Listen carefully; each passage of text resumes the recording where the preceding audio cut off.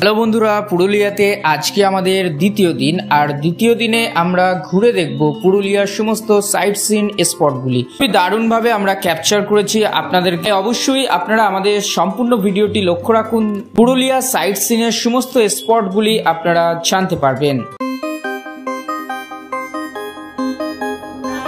পুরুলিয়াতে আমরা বাইকে কলকাতা থেকে এসেছি, তার সুন্দর একটা ভিডিও আমাদের চ্যানেলে আপলোড করা আছে, অবশ্যই সেই ভিডিওটি দেখে নিতে পারেন।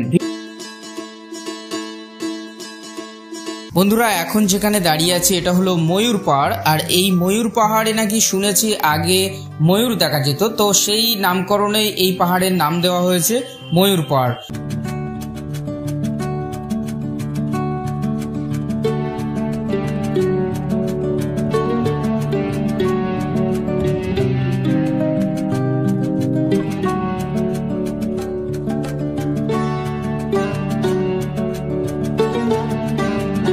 একটি বিষয় হলো বন্ধুরা, আমরা পুরুলিয়াতে যে হোটেলে ছিলাম সেটা একদমই ময়ূর পাহাড়ের কাছেই অবস্থিত এবং তাদের বিহেভিয়ার এবং হোটেল রেন্ট খুবই কম ছিল, তাই তোমরা আসলে এখানে ট্রাই করতে পারো।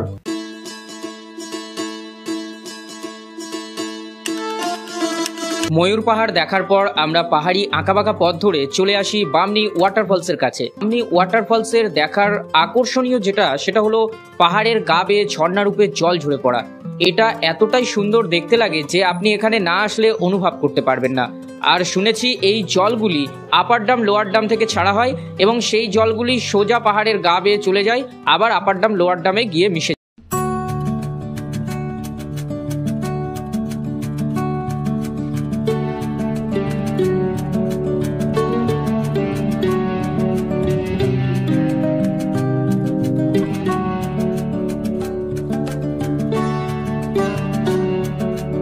আমরা বামনি ফলস দেখার পর দুর্গা ফলস দেখার জন্য চলে এলাম। আর দুর্গা ফলসটা বামনি ফলসের মতনই, তবে বামনি ফলসটা যেমন বড়ভাবে ঝর্ণা পাহাড়ের গা দিয়ে জল পড়ছিল, দুর্গা ফলসের ঠিক তদ্রূপ ছোটভাবে পাহাড়ের গা দিয়ে জল বয়ে চলে যাচ্ছে। এছাড়া এখানে দেখার মতো আর কিছুই ছিল না। বন্ধুরা, দুর্গা ফলস ও বামনি ফলস দেখার পর আপনারা কিন্তু খুবই ক্লান্ত হয়ে যাবেন, তাই অবশ্যই এরকম লেবুর শরবত খেয়ে নিতে পারেন, শরীরে এনার্জি বুস্ট।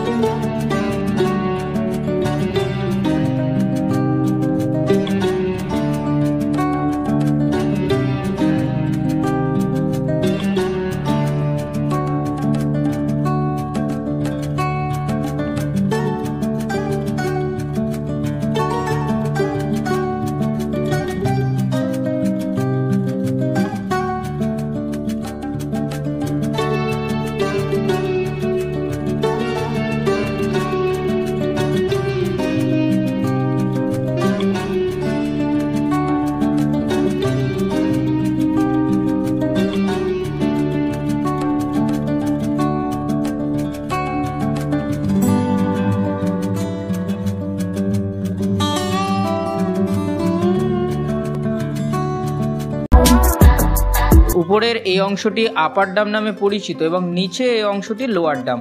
তবে এখানে এসে যেটা শুনলাম, এনারা এখানে বৃষ্টির জলকে ভালোভাবে আটকে রাখে এবং টারবাইনের মাধ্যমে বিদ্যুৎ উৎপন্ন করে। চলে এলাম পুরুলিয়া সেই আকর্ষণীয় দর্শনীয় জায়গা মার্বেল লেক। উঁচু উঁচু পাহাড়ের মাঝখানে এই লেকটি করা আছে এবং এখান থেকেই কিন্তু মার্বেল তোলা হতো শোনা আছে। তবে সুন্দর পরিবেশে আপনি এখানে এলে অন্যরকম এক অনুভূতি আপনার মধ্যে কাজ করতে পারে।